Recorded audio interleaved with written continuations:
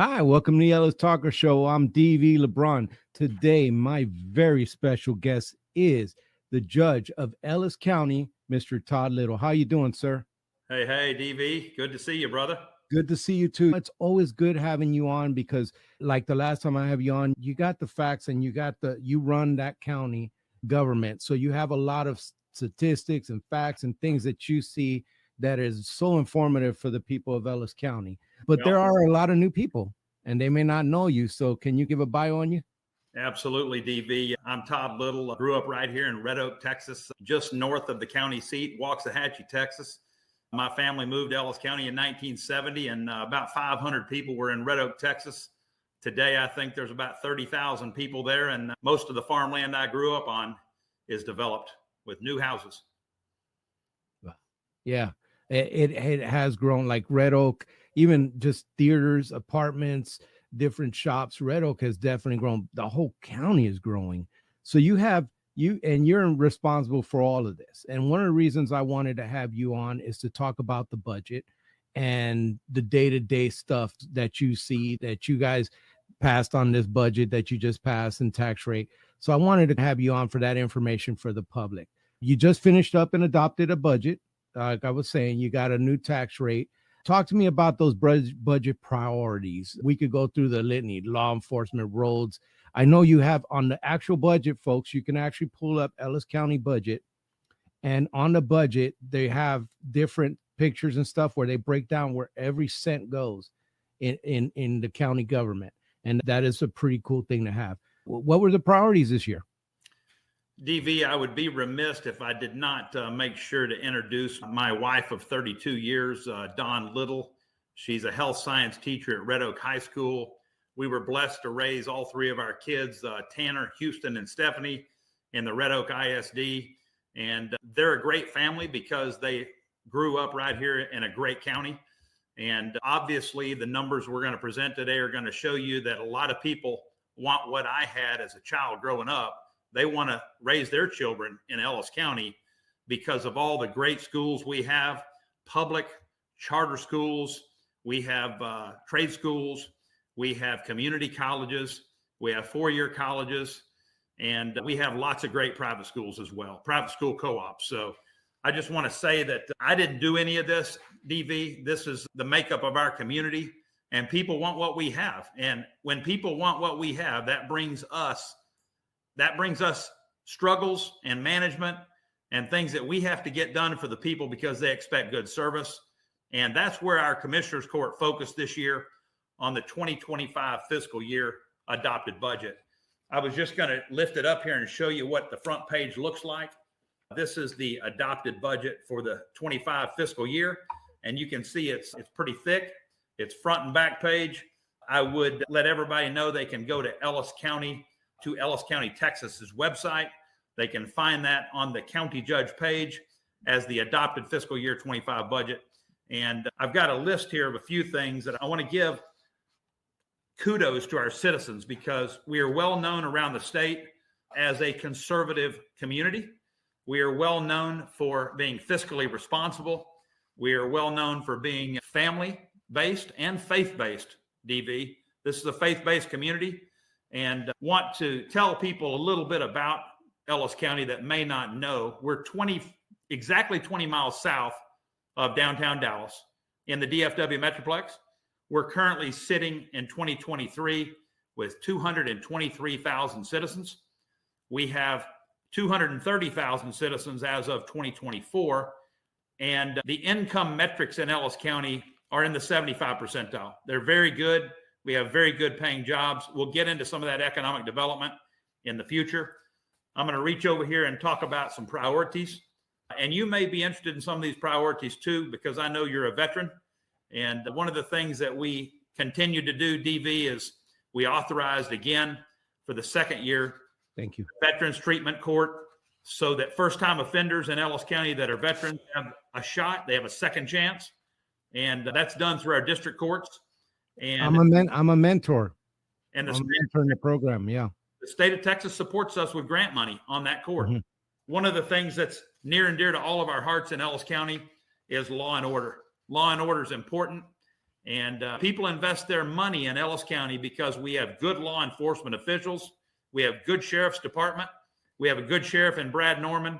We have some incredible police chiefs and lots of policemen and firemen that protect our property and protect our people every day.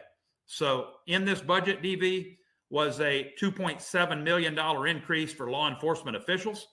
It's getting tougher to recruit and retain good officers because we hear about all the news stories nationally. And that's one of the top priorities in this budget. Another priority in this budget was making sure that we keep or recruit and retain our talent that we have here at the county by increasing our workers here in the county that do the county clerk business, that deposit the citizens' taxes, that actually do the maintenance in the buildings. They actually clean and sweep the streets. We have lots of funds in this budget for road and bridge maintenance and road and bridge repair. So those are some of the key priorities: is increasing law enforcement salaries, managing and maintaining our continual damage to our roads and bridges. And it's just been a great budget process. Commissioners voted on September 10th to basically leave the tax rate flat, DV. And what happened was inflation and population finally caught up with us this year after we have continued to lower the tax rate for 6 years in a row. This year, we decided we had to take care of some business and pay some bills. So we were not able to reduce the tax rate. We did have a reduction in our assessed value by about $650 million compared to 2023. We had $1.8 billion in growth in 2023. In 2024, we only had $1.2 billion in new growth. Mm-hmm.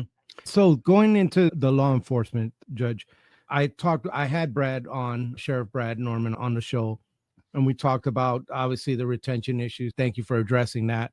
But the one other thing that was big was the jail. The jail is a massive thing, and I happen to know that profession, and I know that the jail's getting older and it's going to require some things in the future, or at least planning for that. Did this budget address that or look into that? This budget looks into doing some of the planning work and some of the design work for a future jail, DV. If you look on the chart behind me, you see that is our emerging Ellis County 2050 strategic plan. That strategic plan sets out the goals and the aspirations that our citizens and our committee established. The committee decided on a decentralized approach so that we can decentralize the county government outside and serve all of the citizens in the growing areas like Midlothian, Maypearl, Italy, Ennis. And so we will be building facilities in all of these precincts so that we can have places for people to go and cast their vote, for people to go and pay their taxes, and for the sheriff to have what we call a substation so that they can dock and go in between their calls down the road. And as the county grows from 250,000 to say 375 to 1 million people someday, we're going to need resources out in the county so that people can take care of their family services. Because when Waxahachie grows up, it's going to be 150,000 people. Some people will come into the town a couple days a week, but they won't come into town 7 days a week like they do now. Yeah. Now, one of the things that were brought up about the budget was the pay raise that for you and others that was implemented in there. And I want you to address that because everybody's online, people get nasty. So I want you, the one who runs this, to talk about why in this time where inflation, things are hard, why did you give yourself a pay raise and the others? Why did you vote? Why did you guys vote on that? I'll be glad to discuss that, DV. In our current budget, we had, let me see here, we had on the front page of the budget, we had $7.2 million in new monies from last year. Yeah. Out of that $7.2 million in new money, $6.4 million was for salary increases all across the county.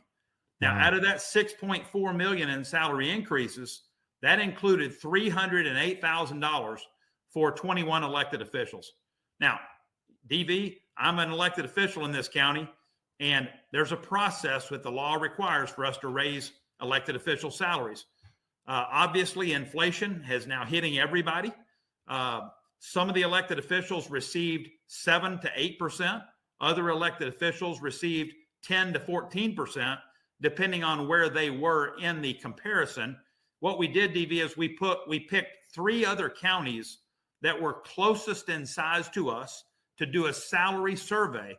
And we picked Parker County, we picked Johnson County, and we picked Kaufman County. Those 3 counties are almost directly adjacent to us. They are on the borders of Dallas and Tarrant County. They look and feel a lot like Waxahachie, and they are smaller in population to us, but they were making much more in elected official salaries than the Ellis County elected officials. Now, I'll take everybody back to 2018. One of the things I committed when I got elected was to cut my salary by $70,000. So when I started here in January of 19, DV, my salary was $98,000. This year, it's grown over the period of the last 6 years. This year will be $144,000. The sheriff of our county is the highest paid elected official, with the exception of the judges. But the sheriff's pay we had to raise the sheriff's salary to $146,500, just so that the chief deputy and the deputies and the command staff underneath the sheriff would not be making more than our county sheriff, who's the boss of that department and that jail. Yeah.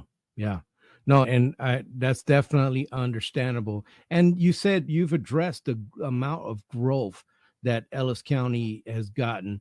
Have you, I don't know if the county does the same, but have you talked to demographers? What are they expecting Ellis County to look like going forward?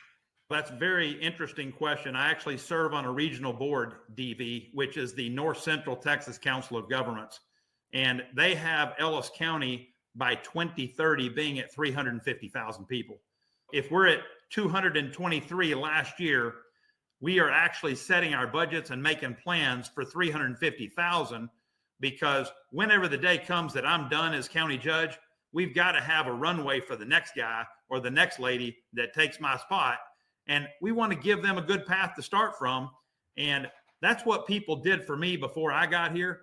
And now we're just taking it to the next level, just like what the citizens expect us to do, DB.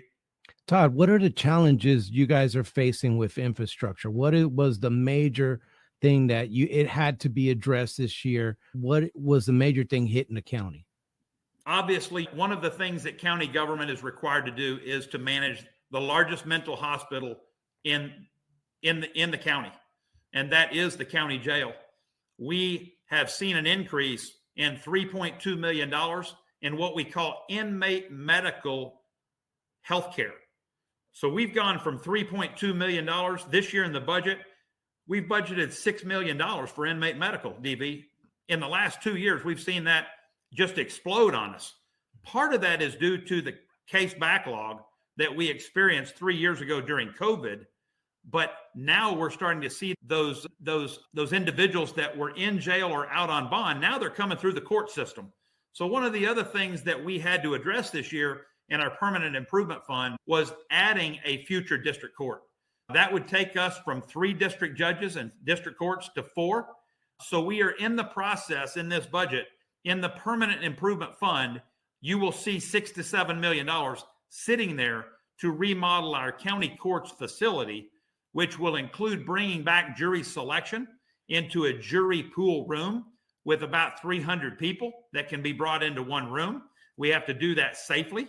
And we also have to create and build another courtroom so that in January of 26, if the legislature awards us the money for a new district court, we're going to have $1 million courtroom sitting there ready for that judge to hold a panel and bring 12 or 13 jurors in and hold a felony trial or hold a multi-million-dollar civil trial.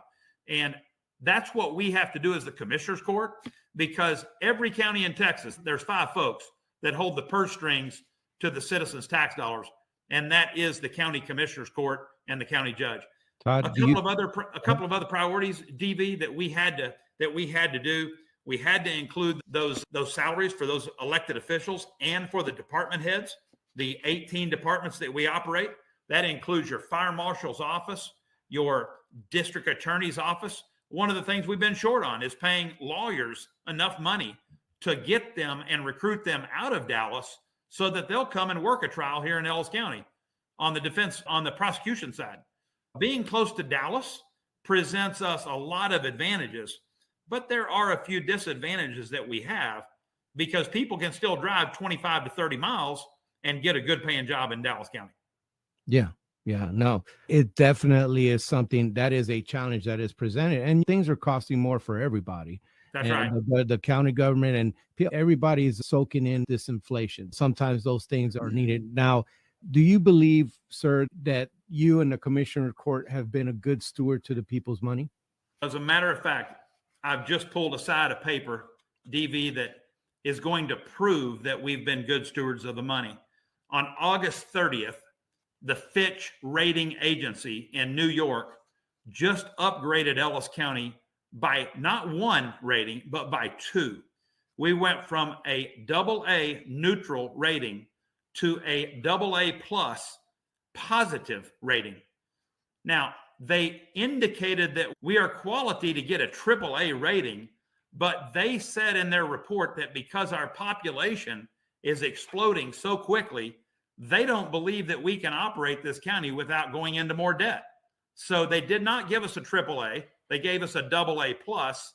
Mm-hmm. And when you say good stewards of the funding, one of the things we have to do in every budget, DV, is we have to provide for 25% of operating reserves in our budget, which means in the event that we had a catastrophic economic failure and people could not pay their taxes for 3 months, what if we had a cyber attack, DV, that kept the county from collecting taxes?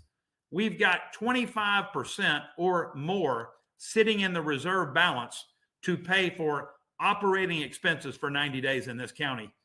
Fitch Rating was very excited about doing this. They do expect us to have to borrow more money someday.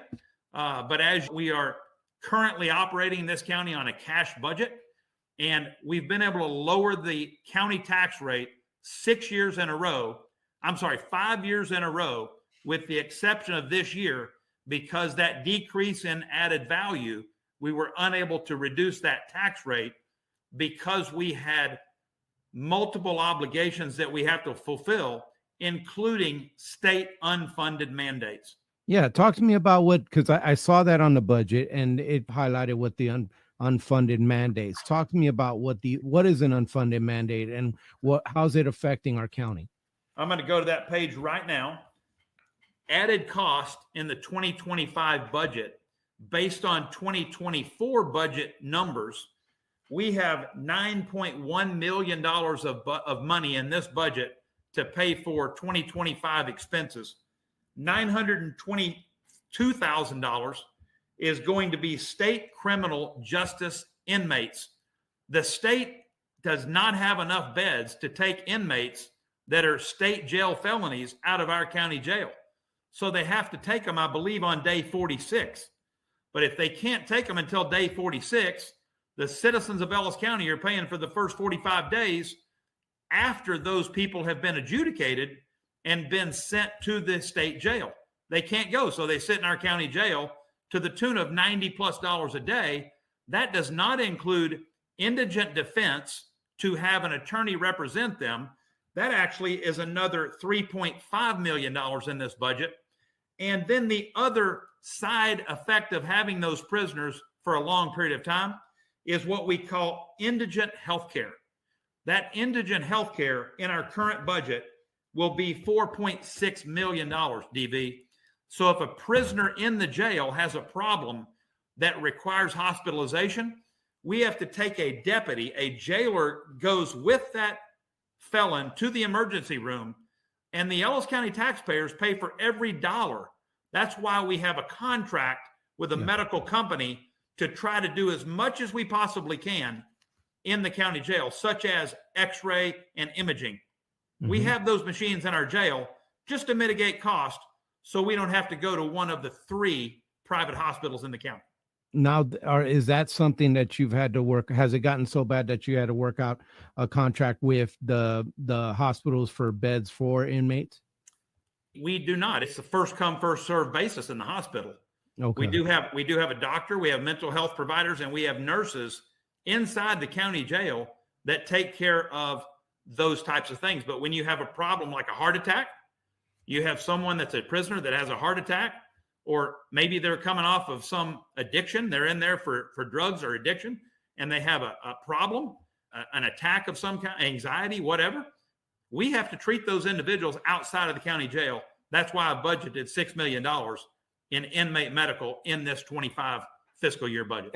And just so people know, when they come in, if you do not treat them for the conditions that they have, you will get sued. There has been several court cases of people not receiving the medical care. And I mean, it can get more costly than that $6 million by not doing it. So just so the folks know, it could get really ugly. That was all the numbers and the hard stuff. What good things do you see coming for this county? What are good one? Like, what good things are coming in? Do we have some big major players coming in to the county? What do we got? DV, we've got some high-tech companies that are large. There's 2 or 3 things that are really exciting in Ellis County. Since I've been here about 4 years, it's been about 3.5 years where we had our first meeting with a data center. A data center is a technological company, say Google or DataBank or Facebook, for example, or even Compass, that builds facilities for JP Morgan Chase, like Amazon, or say you order something off of Pottery Barn. Pottery Barn stores all of that information, all that data on your profile in a data center server. So we are partnering with developers in Ellis County and with municipal governments to bring in data centers that are very low intensity from an employment standpoint, but they are very high value on the property tax side. For example, Red Oak's total tax base 3 years ago was $1.5 billion. Okay, the entire city of Red Oak, $1.5 billion. That's it. In the last 3 years, they're currently under construction, $13 billion in data centers in Red Oak, Texas. Wow. Now, DV, that will change the community of Red Oak forever, because people will come and construct data centers for the next 5 to 7 years. With the emphasis on artificial intelligence and cybersecurity, these data centers are going to be part of our lives. Now, if they manipulate and they censure and they do things on the other end for Facebook or TikTok, whatever, that's not in the Ellis County Commissioner's Court's hands. That's really the role of the federal government to protect us from that.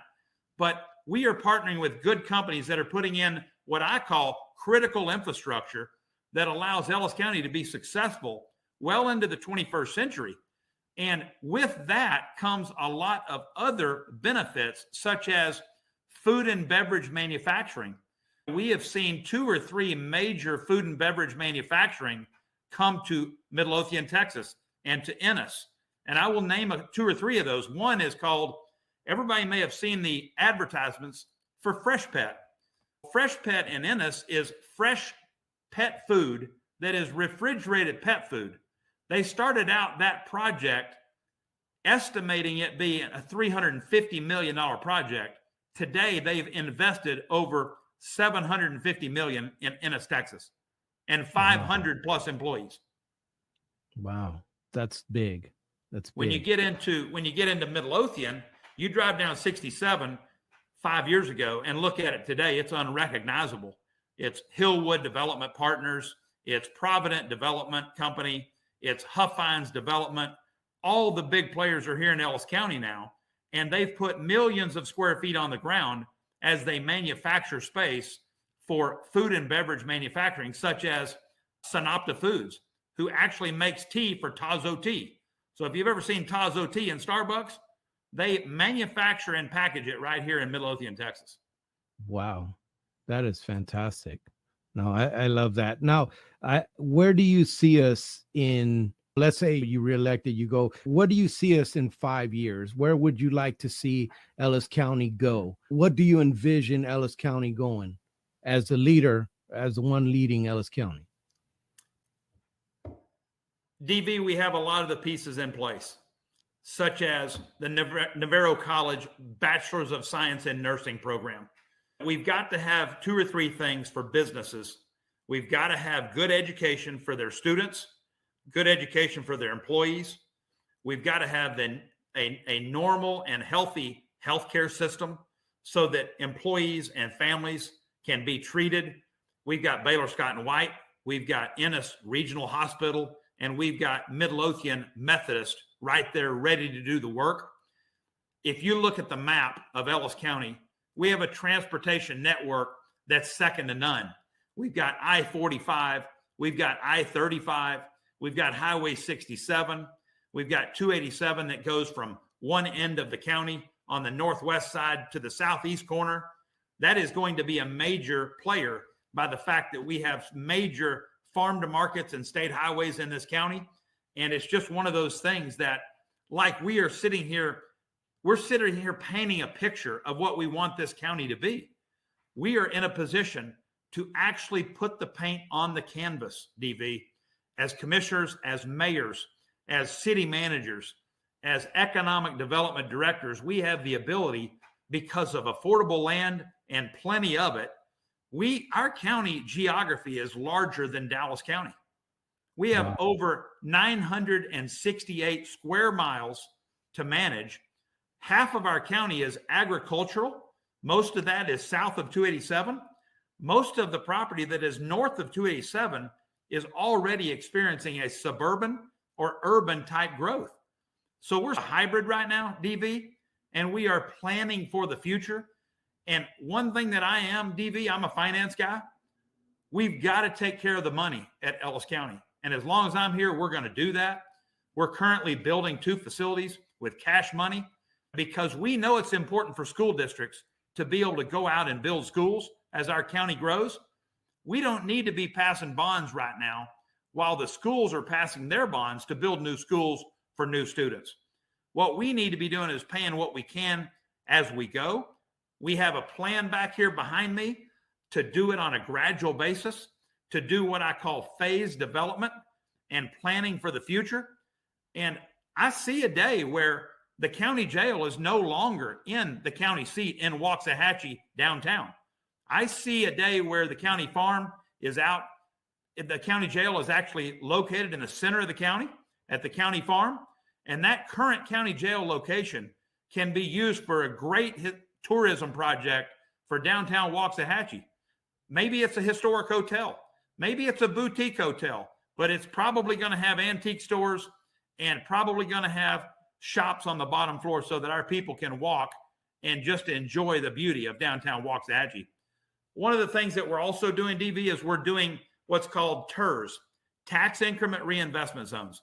So when developers come to our county to build infrastructure, we're willing to reinvest with them and put TIRZ money back into the water lines, the sewer lines, the roads, the bridges. And we've already got some of those established, and they are very successful tools to bringing future development in. And I could just keep talking. I'm excited about Midlothian's new city hall. Mm-hmm. I'm excited about Midlothian's new police department. I'm excited about Waxahachie's second high school. Red Oak just is currently building a brand new junior high, over $110 million. And the leaders of this county have just prepped us so well for the future. And our job as commissioners is to make them more effective at what they do, not get in the way. Todd, not be slow, not get in the way, but make sure our government at the local level is doing its job to serve its citizens. Todd, that is something you pointed out earlier that I want to ask you about. What I noticed that because of the way that things are in Texas, this county is looking real city. I live in the county and it's looking real city-like just because they're building so much in all this county area, but it's not city, it's the county and it belongs to you, which kind of changes how counties traditionally have had to work with stuff if it becomes more urban. And tell me, how do you see that affecting us, Todd? One of the things that's very important, DV, is for us to have relationships with our superintendents, with our emergency management folks that are at each city. We all remember a thing called COVID in 2020. We could not have done what we did without good people ready to take the helm and help their people, their citizens, whether that be a fire chief that's the first responder out there to that call. I think today, DV, we had a fire over in India, over in Ferris, Texas this morning. I got the call at 7:15. Unfortunately, I believe that someone died in that fire this morning. Oh. But we did have one other person that lived today through that fire. So we've got to have the people in place. We've got to look for new leaders, DV. We've got to look for the youth in our community that care about our community, because we can go out here and make all this income and all this money, but if we don't have a quality place to invest, it really doesn't matter what we make, because we don't have a good community, a solid community, a community that's going to be sustainable. And I don't mean using sustainable as a liberal meaning. What I mean is sustainable is that we can live together in peace, we can be safe, we can be secure, and we can just continue to invest our money in a great place like Ellis County, Texas. And so, we're on the road, DV, to that place. I see it. I see it. You know, on my show, my guest has the last word. So I'm going to go ahead and shut up and give you the mic to talk to the people of Ellis County. I would say, DV, to my Ellis County citizens and taxpayers, the last 6 years for me, it's been the most exciting in my entire life. It's been the most challenging in my entire life, with COVID, with the growth, with the required accountability, the transparency that we're not used to in our own private lives. But it's been an honor, and it continues to be an honor to serve, to allow our citizens to become a part of our government, and for our government to be part of our citizens.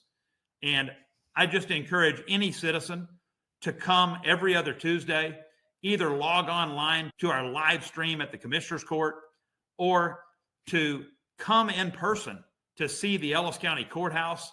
Because if you've never seen this place, it was built in about 1870.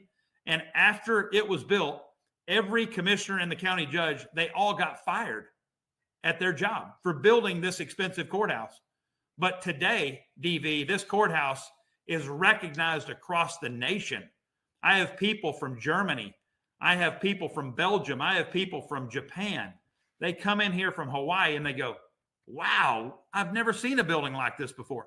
So it's an honor to continue to champion the values of Texas, like William B. Travis did when he called out that letter that is now preeminently displayed here on our courthouse steps, the Alamo Letter Society, where we are going to continue to defend liberty and stand for freedom in Texas. And DV, I'm just glad that I can be a small part in one of the 254 counties in Texas. And I'm just encouraging other people to get involved, to get in the mainstream and be a part and find out the place they can fit. And we'll be here to welcome them with open arms. And it's always going to be an open government as long as I'm here. We're going to be transparent from day one. And if you don't have what you want to know about Ellis County, it will not be Todd Little's fault. Yeah. You know what? That's why I do this show, because I want people to be able to see Todd Little and have it come from you, not from all kinds of bad stuff. Because when it comes from you, it's good. It's factual, because you're the one running this county. Now, people could question how you do it. That's up to them. But they'll know from you what's going on. So thank you so much again for coming on my show, Judge. I know you're busy, and I do appreciate your time. Can you hang on after the show real quick? Absolutely. Thank you, DV.